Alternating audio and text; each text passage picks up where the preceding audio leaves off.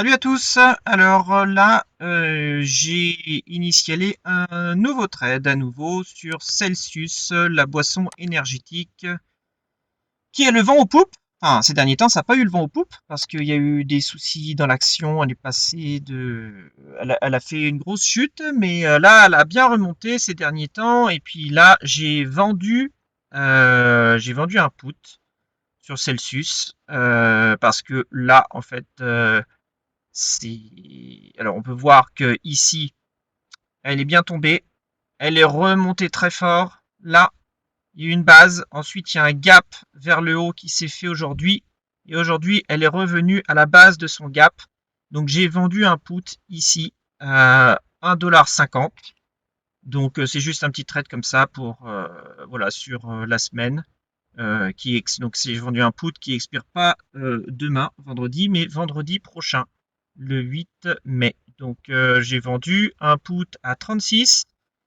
À peu près, je l'ai vendu, c'était à peu près vers 35,50 par là. Donc, voilà, bon, ça fait 1,50. On va calculer ça. 1,50, ça fait un retour de 4,16% sur, sur un contrat. Donc, si jamais je me fais assigner ces 3600 $ qui doivent être sortis pour acheter les 100 actions, et sinon, je garde les 150 $. Et voilà. Donc, mais bon, dans tous les cas, même si je me fais assigner, je serais content. J'aurais été payé 150 $ pour acheter les actions à 36 $. Et voilà, donc on va voir comment évolue le trade, mais je suis assez positif, ça devrait aller dans mon sens et puis aller plus haut. Donc voilà, j'ai déjà d'autres actions sur Celsius, donc c'est une action que je suis depuis un petit bout de temps maintenant. Voilà, bon, je vous tiens au courant, je vous dis à plus tard. Salut. Bonjour à tous. Alors, nous revoilà pour le trade sur CELH, Celsius, où l'autre jour, on a vendu un put sur cette entreprise. Et donc là, voilà, aujourd'hui, on est mardi, mais alors j'ai pas pu faire la vidéo vendredi, mais du coup, là, je reviens dessus pour vous montrer la finalité de ce trade. Donc, j'ai vendu les puts à 36, là, je les avais, c'était là. Elle était tombée. J'ai vendu des puts un petit peu in the money. Donc à 30, le strike price à 36 ici. Donc si l'action avait fermé en dessous de 36, même à 36,99, j'aurais été assigné. Non, à 35,99, j'aurais été assigné pour les 100 actions. Donc 3600 $. Mais on peut voir que là, l'action, quand j'ai vendu les puts ici, l'action est ensuite montée presque jusqu'à 40. Donc voilà, le trade a très bien réussi. Et juste en ayant utilisé euh, les, euh, les déséquilibres acheteurs à vendeurs, l'offre et la demande, savoir où reconnaître sur un graphique où sont ces niveaux de déséquilibre entre les acheteurs et les vendeurs et qui a fait que ce trade a été a eu du succès. Voilà.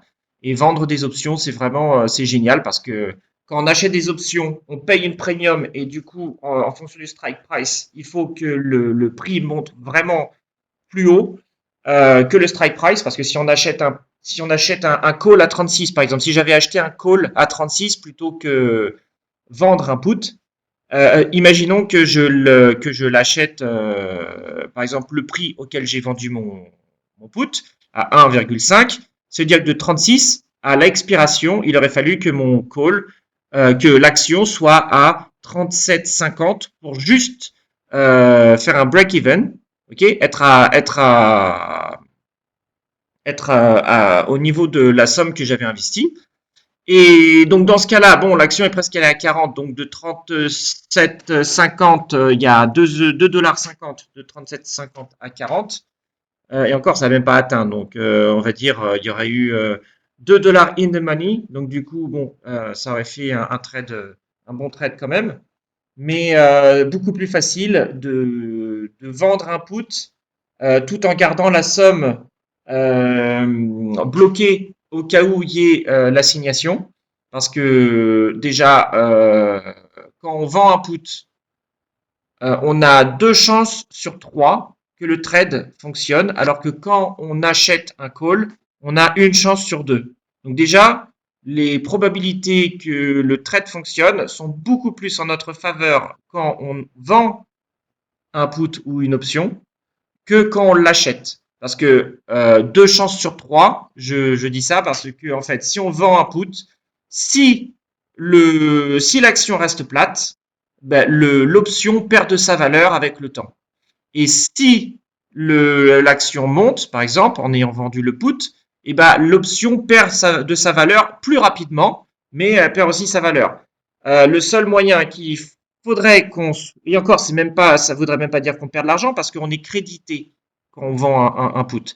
Alors, si l'action était descendue à 35, alors j'aurais été assigné à 36, donc pour $3600, et j'aurais été en perte à l'assignation de $100. Mais ensuite, l'action aurait pu remonter ou redescendre. Mais voilà, on est toujours crédité du montant de l'option qu'on vend. Alors, savoir qu'un contrat d'option est toujours égal à 100 actions de l'action sous-jacente. Donc, si on vend un put, ça voudrait dire qu'on serait acheteur en cas d'assignation de 100 actions de cette action. Si par exemple, on allait sur une autre action, je ne sais pas moi, Microsoft par exemple, et qu'on vend un put ici à 458, ça voudrait dire que si on est assigné et que, par exemple, on vend le put à 459, si l'action ferme en dessous de 459 à l'expiration de l'option, ça voudrait dire qu'on serait assigné de 100 actions Microsoft. Et donc là, c'est pas la même chose. Là, ça serait 45 900 $ d'assignation, vu que l'action est à 458. Donc voilà, bon, bref, ça c'est un exemple, c'est pour vous expliquer juste la logique derrière tout ça. C'est plus facile de gagner de l'argent en vendant des options, mais il faut savoir ce qu'on fait. Faut pas faire des ventes d'options à découvert sans avoir l'argent, c'est trop dangereux.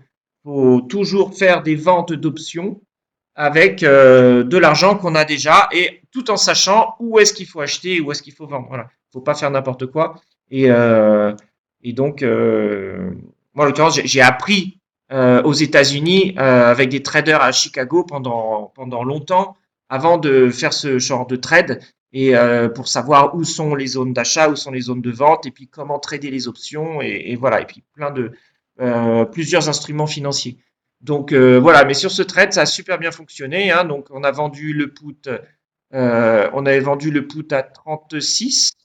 Donc je sais plus où est-ce que, alors vendu, euh, on l'avait vendu le vendredi ou le jeudi la veille. Donc c'était, bref, c'était par là. On l'avait vendu à 1,50 $ le put. Pour qu'il expire au-dessus de 36 et donc il a expiré à 39,40 au-dessus de 40. Donc voilà, après il y aura possiblement des nouveaux trades à faire. Là aujourd'hui je vais regarder pour des nouvelles options et à vendre sur des actions, voir les niveaux d'achat, de vente et puis je fais des analyses pour ceux qui veulent suivre les analyses avec les différents niveaux d'achat et de vente. Je fais des analyses sur la chaîne, donc inscrivez-vous, abonnez-vous et puis likez la vidéo si vous aimez et laissez-moi un commentaire pour me dire ce que vous en pensez. Voilà, ben, je vous souhaite une bonne journée et à bientôt pour un nouveau trade. Ciao!